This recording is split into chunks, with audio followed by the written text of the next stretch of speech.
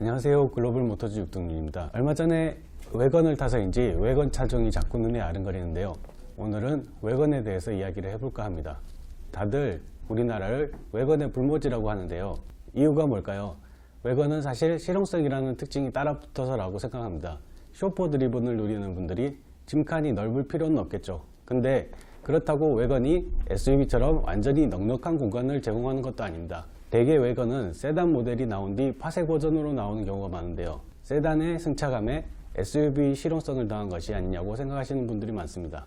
근데 사실 외건은 세단보다 오래된 역사를 갖고 있습니다. 말이 마차를 끌 때부터 뒤에 천막을 치고 끌고 다니는 것이 바로 외건이죠. 정확한 명칭은 스테이션 외건입니다. 우리말로는 포장마차라고도 하죠. 잠을 자는 객실로도 사용하고 유목 생활을 할 때 필요한 살림살이 같은 걸 넣어서 다니던 차입니다. 사실 우리가 국수 먹고 소주 한 잔 걸치고 하는 포장마차도 손수레를 개조해서 지붕을 만든 거니 개념은 비슷합니다. 외건이라는 말은 옛날 미국 서부시대 때부터 나온 얘기인데요. 여기서 중요한 건 이런 외건으로 장거리 여행을 다녔다는 거죠. 우리나라야 몇 시간이면 끝에서 끝까지 가지만 미국 같은 대륙에서는 몇 날 며칠을 가야 할지도 모르니까요. 게다가 사막 같은 곳을 만나면 생명이 위태로울 수도 있으니까요. 이런 외건은 꼭 필요했습니다. 말이 쉽지 캠프파이어하고 사막 한가운데 노상에 자는 게 쉽지는 않을 겁니다. 유럽에서는 외건을 부르는 명칭이 다양했습니다. 지금 우리에게 가장 익숙한 단어가 아마 슈팅 브레이커 같은데요. 제네시스 G70 파생 버전으로 나오는 슈팅 브레이크가 있습니다. 미국과는 달리 영국에서 사용하던 명칭인데요. 목숨을 걸고 사막을 건너는 게 아니라 사냥철에 사냥개를 태우고 총도 넣고 하는데 조금 더 실용적인 차량이 필요했던 거죠. 그때 사용했던 게 아마 슈팅 브레이크였습니다. 에스테이트라는 명칭도 있습니다. 에스테이트라는 명칭의 기원은 정확하게 기록되어 있는 건 없지만 의미 그대로 받아들이는 게 좋을 것 같습니다. 이 영어 단어가 원래 프랑스나 스페인에서도 똑같은 알파벳으로 사용하고 있습니다. 아시다시피 원래는 자산이란 뜻인데 옛날 유럽 마차들은 미국 포장마차랑은 다르게 나무 같은 걸로 견고하게 만들었거든요. 삼총사 같은 고전 영화를 보면 볼 수 있습니다. 귀족들이 자주 탔고요. 차 자체가 꽤나 비싼 값어치를 했던 거죠. 결국 에스테이트는 이동하는 자산이라는 뜻이 된 거죠. 이 단어에 리얼이라는 붙으면 리얼 에스테이트, 즉 부동산이 되는 거고요. 에스테이트라는 말은 럭셔리를 추구하는 브랜드답게 주로 벤츠가 사용했습니다. 아우디는 외건을 아반떼라고 부르기도 합니다. 폭스바겐은 바리안트라고 부를 때도 있고 올트랙이라고 부를 때도 있습니다.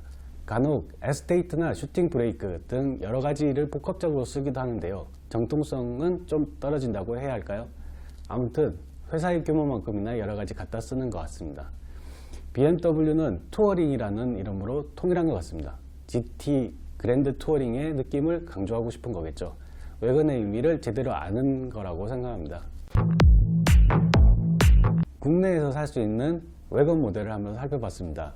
우선 고집스럽게 끊임없이 외건 모델을 내놓던 볼보가 생각이 납니다. 지금 국내 라인업으로는 V60 크로스컨트리, V90 크로스컨트리를 판매하고 있습니다. 볼보가 언젠가부터 외건이라는 말을 의식했는지 크로스컨트리라는 말로 바꿨는데요. 차체를 조금 높이고 그랬어도 외건은 외건입니다. 조금 발빨랐다면 XC70 모델을 살 수 있었을 텐데요.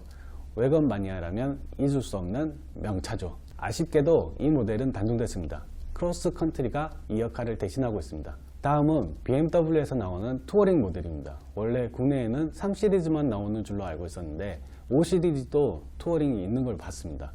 아마도 공식적인 경로는 아닌 것 같은데 해외에서 타다가 가져왔거나 병행 수입 같은 걸 하지 않았을까 생각도 해봅니다. BMW에서 또 하나의 외건을 찾아볼 수 있습니다.